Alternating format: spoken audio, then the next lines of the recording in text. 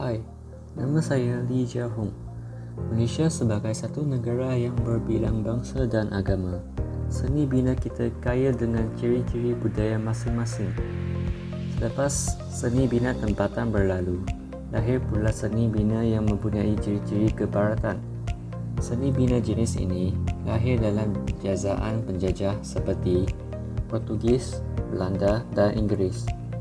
Menerusi sejarah Malaysia, kita dapat melihat bentuk binaan yang telah melalui evolusi, mempamerkan aduan seni bina Cina, Melayu dan Eropah.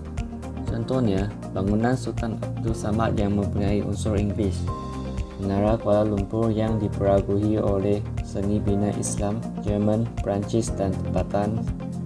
Dalam video ini, kami akan memperkenalkan dua seni bina dua agama terbesar di Malaysia, iaitu agama Islam dan agama Cina.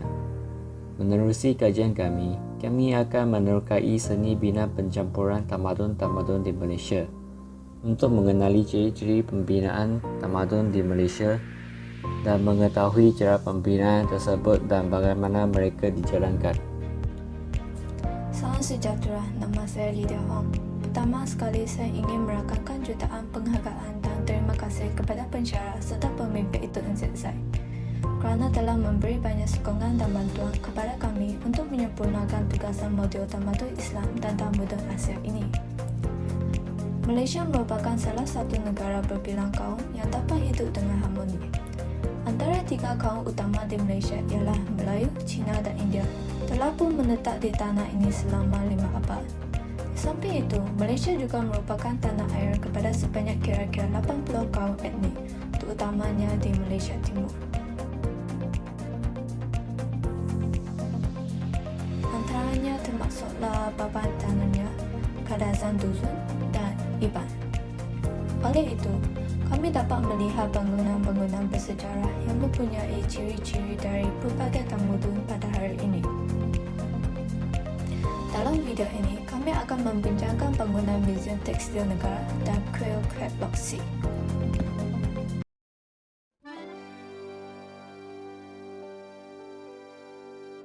Hai, nama saya Dion Loh. Museum Tekstil Negara merupakan bangunan tamadun Islam yang amat terkenal di Kuala Lumpur. Lokasi bangunan ini 26 Jalan Sultan Hishamuddin City Centre. Latar belakang direka oleh Arthur Badminton Hubback dalam seni bina Indo-Saracenic Revival. Bangunan ini disiap pada awal tahun 1905. Tujuan bangunan didirikan untuk menempatkan ibu pejabat bagi Federated Malay State Railways, also known as FMSR, sekarang KTM. Awalnya ditempatkan di Jalan Pasar, Jalan Damansara. Dimensi 3259 square meter, ketinggian 2922 meter. Bangunan ini mempunyai dua tingkat. Lokasinya berdekatan dengan pasar seni, lebih kurang 460 meter. Dataran Merdeka 120 meter. Majlis Jamek 700 meter. Sejarah bangunan ini, setelah FMSR ataupun KTM berpindah ke bangunan pendapiran kereta api pada tahun 1917, bangunan ini diserah kepada Jambatan Kerja Raya Selangor dan kemudiannya menempatkan pelbagai penghuni kerajaan dan komersial, termasuk Jabatan Air Selangor, Bank Pusat Malaysia, Bank Pertanian Malaysia, Malaysia Kerajinan dan Mahkamah Tinggi sebelum ditukarkan untuk digunakan sebagai Museum Tekstil Nasional dan dibuka untuk umum pada 9 Januari. Salam sejahtera, nama saya Lau Liu. Pada 9 Januari 2010, bangunan ini telah diubah site untuk berfungsi sebagai Museum Tekstil Negara. Museum Tekstil Negara mempunyai beberapa bahagian yang menarik seperti galeri pohon budi yang menunjukkan tekstil dari zaman prasejarah dan perkembangannya dalam perdagangan, alat, bahan dan teknik pembuatan tekstil yang diamalkan. Seterusnya, juga terdapat galeri pelangi yang memaparkan batik berwarna-warni. Batik ini dicetak dengan corak melalui penggunaan lilin dan berwarna. Di Malaysia, ini dapat menunjukkan reka bentuk tekstil yang unik daripada masyarakat Cina, Sabah dan Nyonya serta contoh etnik Sarawak dan Sabahan mencetak. Hai, nama saya Anik Chiok. Gambar berikut adalah galeri Teluk Berantai. Galeri ini bermotif dalam pembuatan songket Melayu yang terdiri dari sebaran reka bentuk bunga individu yang disatukan menjadi corak geometri yang indah. Galeri ini terletak di tingkat atas muzium ini, di mana para tetamu juga dapat melihat koleksi tekstil Melayu dan India, sulaman benang emas dan pelbagai pakaian warisan Melayu. Terdapat juga paparan manekin yang menghiasi pakaian tradisional dari masyarakat Iban, Murut, Mahmeri di Sabah dan Sarawak.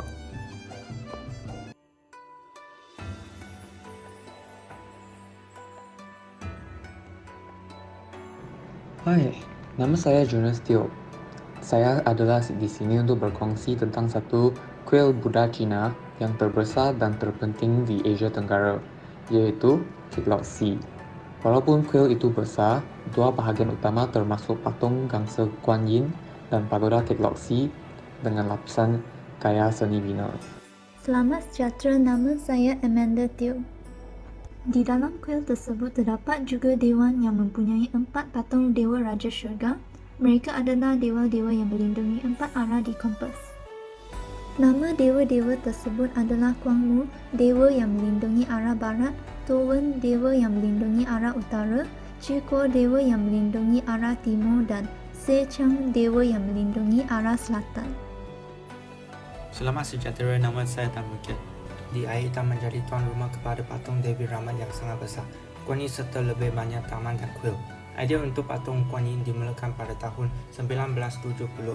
Patung pertama disiapkan pada tahun 1977 dengan kos 1.8 juta. Namun hujan lebat dan api yang marak pada tahun 1993 merosakkannya. Patung gangsa setinggi 30.2 meter Kuan Yin Dewi Rahmat siap pada tahun 2002 dan dibuka untuk umum. Ia menggantikan patung Kuan Yin plaster putih sebelumnya yang rosak akibat kebakaran beberapa tahun sebelumnya. Menurut tradisi Cina, penyu bermaksud kekuatan, umur panjang dan daya tahan. Diyakini bahawa membebaskan kura-kura menandakan tindakan pembebasan rohani dan asal namanya kolam pembebasan. Pagoda Kek Lok Si ini menarik kerana bagaimana dia dibina. Pangkalan pagoda dibina dalam gaya Cina. Pusatnya adalah Thai dan bahagian atasnya adalah Burma.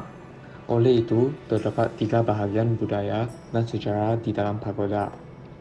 Dan anda dapat melihat perbezaannya di dalam dan di luar struktur. Pagoda memiliki 7 tingkat dan pendakiannya ke puncak hanya memakan waktu sekitar 5 minit sahaja. Kuil ini dibina pada tahun 1890 di bawah lian orang Buddha Cina imigran. Sejak dibuka pada tahun 1905, seni bina terkenal dengan biara-biara yang indah, ruang solat yang tenang, taman landscape ukiran yang indah dan patung menjadi simbol Buddhisme Cina. Kuil ini menyelaraskan budaya Cina dan ajaran Buddha di setiap mural kuil. Kawasan tanah terdiri dari pintu masuk bukit persembahan makanan, minuman dan kolam penyu suci. Kawasan pertengahan tarikan terpentingan kuil ini menempatkan pagoda dan pavilion.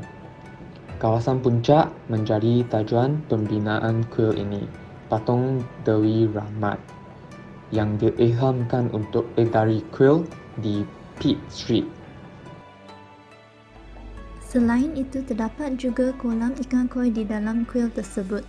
Kolam ini besar dan mempunyai banyak ikan koi yang mempunyai corak yang berlainan di badannya. Ikan ini merupakan simbol kekuatan sebab mereka dikatakan berani berenang di laut yang penuh penderitaan dan kesusahan. Satu legenda lama daripada negara China yang dipercayai oleh kaum Cina tentang ikan koi ini adalah ikan koi yang dapat berenang ke satu tempat yang dikenali sebagai pintu naga di Sungai Kuning. Ikan tersebut akan bertukar menjadi naga. Ikan koi juga merupakan simbol kekayaan. Kuan Yin Dewi Bangsi Pavilion adalah pavilion raksasa di kuil Gate Losi, Pulau Pinang. Ia melindungi patung raksasa Kuan Yin atau Dewi Rahmat Buddha Mahayana. Penyucian pavilion dilakukan pada hari Ahad 6 Disember 2009. Tarikh itu dipilih kerana bertepatan dengan ulang tahun ke-118 penubuhan kuil Gate. Kuan Yin adalah terjemahan Bodhisattva Cina yang paling banyak digunakan yang dikenali sebagai Avalokitesvara. Kuan Yin adalah Bodhisattva Buddha yang berkaitan dengan kasih sayang. Di dunia Asia Timur, Kuan Yin adalah istilah yang setara dengan Avalokitesvara Bodhisattva. Dia pertama kali diberi sebutan Dewi Penyayang oleh Mubalis Jesuit di China. Nama Cina Kuan Yin adalah kependekan dari Kuan Shi Yin yang bermaksud The One Who merasakan bunyi dunia. Pada hari ke-19 bulan lunar ke-6, Kuan Shi Yin mencapai Buddha.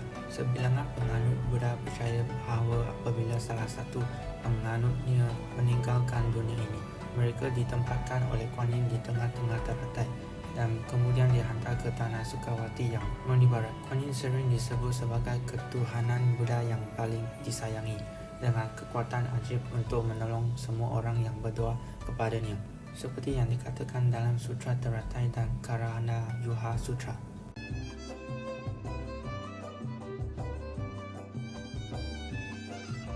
Hai semua, nama saya Chen Jet Yin. Untuk menambahkan presentasi ini, saya akan meringkaskan informasi yang telah dijelaskan oleh kumpulan saya. Pertamanya, Muzium Tekstil Negara adalah tempat yang baik untuk belajar tentang tekstil yang digunakan semasa zaman prasejarah, Sulaman benang emas dan pelbagai pakaian warisan Melayu semasa tamadun Islam. Untuk tamadun Cina pula, kuil Ket Lok Si merupakan kuil Buddha Cina yang terbesar di Asia Tenggara. Kuil tersebut dapat mengajar budaya Cina dan ajaran Buddha melalui mural yang dipamerkan. Kesimpulannya, Malaysia merupakan negara yang kaya dengan sejarah dan ini dapat dibuktikan dengan kewujudan seni bina percampuran tamadun-tamadun. Oleh itu, kita sebagai rakyat Malaysia mestilah memelihara seni bina dan bangunan bersejarah untuk memastikan generasi masa depan dapat menikmati dan belajar sejarah kita. Terima kasih.